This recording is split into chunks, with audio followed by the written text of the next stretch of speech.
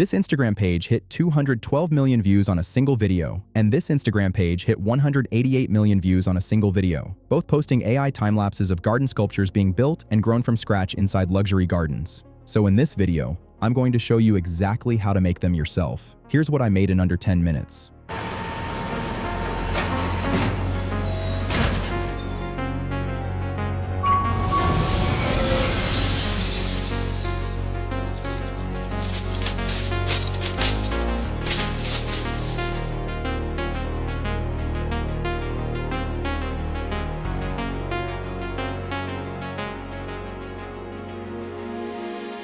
So to get started, head over to ChatGPT and click Explore GPTs in the left sidebar. Search for Garden Sculpture Generator and choose mine. Hit Start Chat, then click to start the generator. Now it's going to give you 10 subject options and 5 garden style options. You can type a number and letter, like 1A or 2B, type more if you want extra ideas, or just describe your own. I'm going to give it my own idea. I'm going to say, an elephant in a luxury villa garden. The GPT will now give you 5 image prompts and 5 video prompts for your garden sculpture video. Just copy the first image prompt and head over to OpenArt. The link's in the description. In OpenArt, go to Image, then Create Image. Click on Model and select Nano Banana 2 as your image model. Paste your prompt in the prompt box. Set the output to 9:16 and 2K.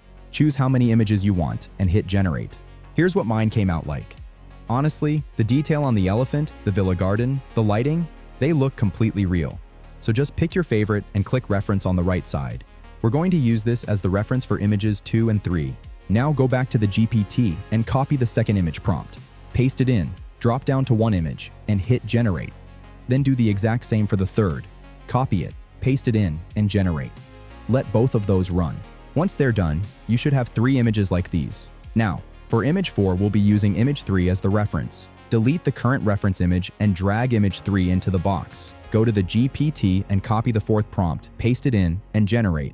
Then once that's done, delete the reference again, drag image 4 in, copy the 5th prompt, paste it in again, and hit generate.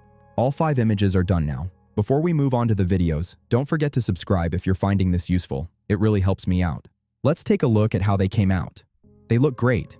You can already see the progression. It's already telling a story just from the still images. So now let's turn them into video. Click Frame to Video in the left sidebar, click on Model, and make sure you're using Kling 3.0. We're using start and end frames for most of these, and that's what gives it that seamless time-lapse feel. For the first video, we'll be using image 2 as the start frame, and image 1 as the end frame. The elephant's being lowered by a crane onto the plants, so that's your opening shot.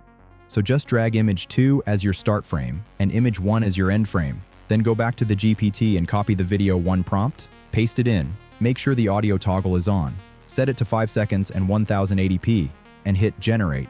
For the second video, click the swap button in between the start and end frame. This makes the end of the first clip the start of the next one.